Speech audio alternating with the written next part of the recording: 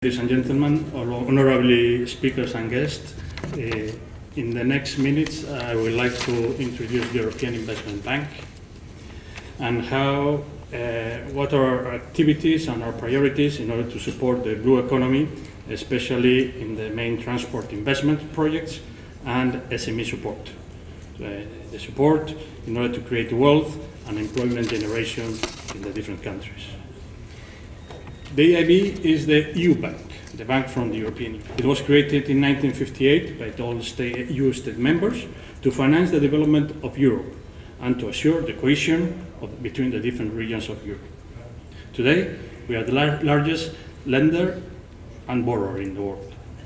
All 28 member states hold a part of the share capital in the bank.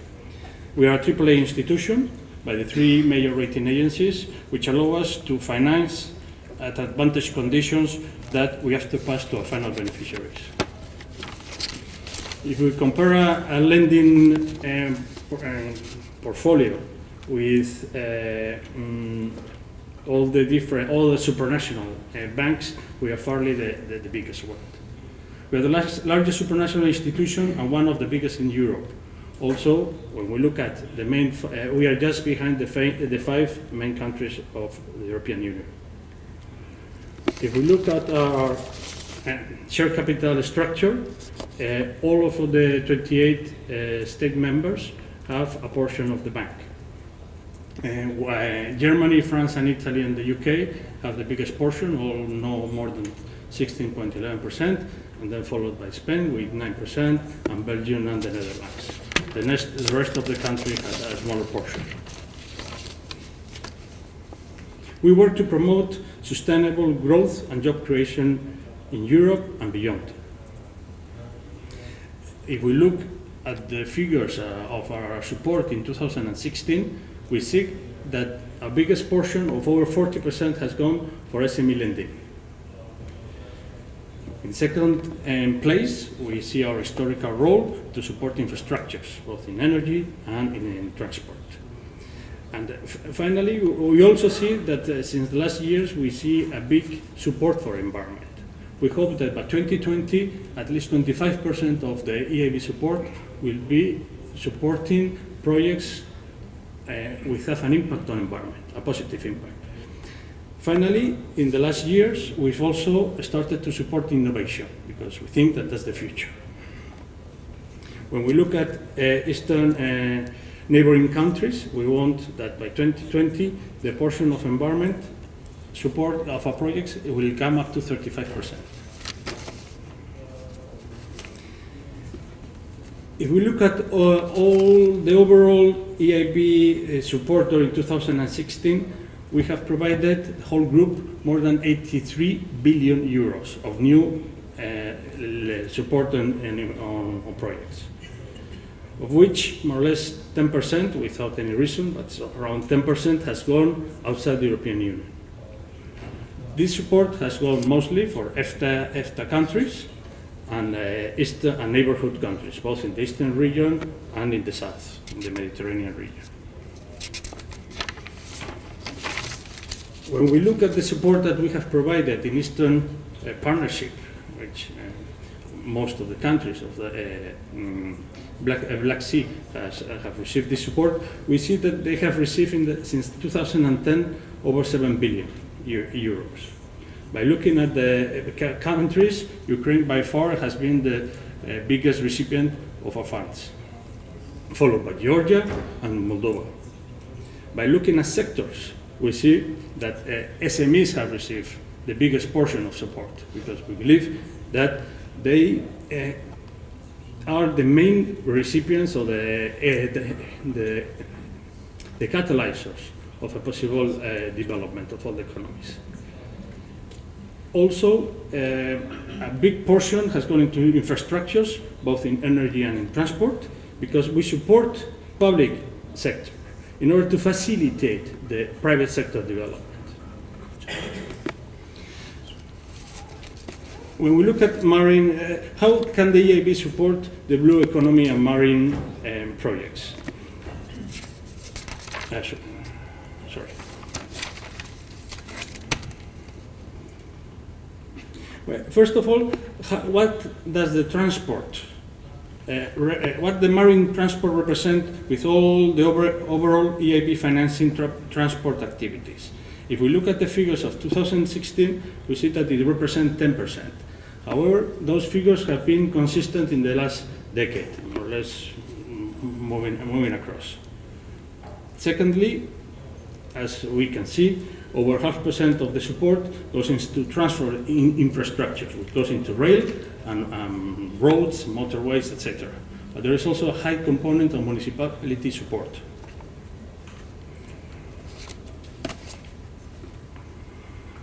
The EIB has adopted, what's our lending policy?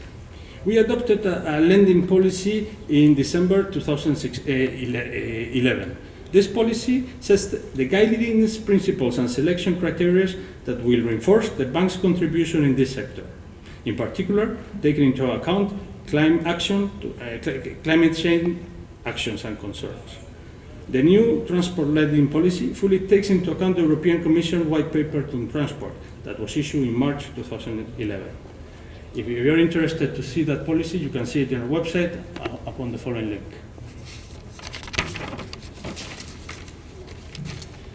Here what type of projects can we finance?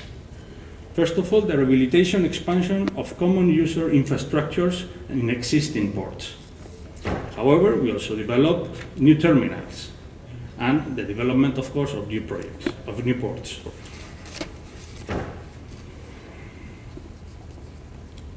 The development and the upgrading of inland ports and waterways is also key in our financing. This is justified by the fact that that we believe on the development of an efficient, sustainable, and cohesive trans-European transport network. Additionally, it facilitates the flow of goods and reduce transport times and costs. Finally, transport safety, we can manage to transport safely large consolidated flight volumes of goods. All this support is provided because we consider that it is the most energy efficient and climate friendly of all the models of transport, which is also a priority and a vital part of EU transport policy mix. In this line, we also look at the improvement of inland transport connections, but also new vessels, retrofitting, and vessel research and development. All this without forgetting about climate adaptation projects.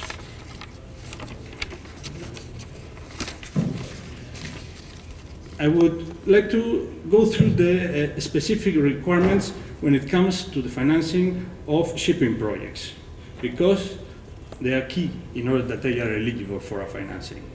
All shipping financed by the EIB and their EU eligibility should have a EU flag to ensure the European safety operations and environmental norms. The bank finances vessels that are operating to or from an European Union port. Also, shipping projects will adhere to EU and IMO safety and environment rules and regulations. For projects involving the expansion of deep sea fleet, the implementation will result in an overall improvement of the shipping and environmental performance.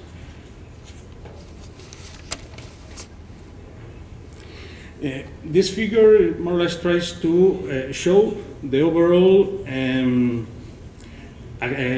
maritime lending activity of the bank since 2007, in the last decade, where we see that as the main activity we have been financing seaport installation and river development works and the acquisition of new vessels. When we look at the figures of projects invested in the Black Sea in specific projects amount to 281 million in this period. Okay. It's not a big number because also we are excluding from these figures any projects done in Greece. All these have been projects in direct investments. We have a few operations, 5 operations, but if we look at the final beneficiary of these investments have been Turkey, by far most the biggest one, and followed by Romania, by Romania, yes. If we look at by type, okay, we see that the biggest beneficiary has been in investments, in flow, digs, in protection and acquisition, protection against erosion, sorry, and also on water transport. In this slide, we have summarized two examples of two projects that they have been financed in Turkey.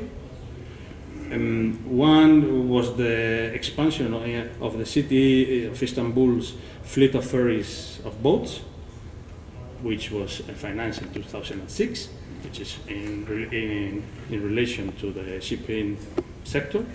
And then in ports, I've taken an example which was done on the Aegean coast of Turkey, but also was quite meaningful because it was a project of 130 million for the construction of the container port. When we look at inland waterways projects, we have highlighted 2 here, one financed in Turkey for the Nibulon cereal production and transportation, which we have selected this because it has a high and a strong inland waterway logistic component, which linking into an important Black Sea cereal. Also, the project finance in Romania, in Sulina, is a project for the improvement of the navigation conditions of the Danube Delta. For the moment, we are considering 2 projects in Ukraine. One to support investment in the rehabilitation of the Dnipro waterways, and the second one to support the Ukrainian port authorities in modernizing its operation and asset base. Lastly, I want to talk about SMEs, because I think it's quite important. Beside the real infrastructure investments, the EIB has supported around 63 million euros in the support of SMEs, because we think that they become the economic base of in most countries to generate wealth and generating of jobs opportunities for young people. These tables show that the areas where our intermediated loans have been allocated. As you can see per sectors, okay, transport has been the biggest recipient, although then it's equally distributed between services, industries, and energy. I don't want to finish without talking about coastal tourism. Coastal tourism represents in general an important component of the blue economy. Over the period 2011 to 2016, the bank has provided 866 million euros in intermediated loans for investment in hotel and other accommodation in the relevant countries. This is Bulgaria, Georgia, Romania, but mostly Turkey.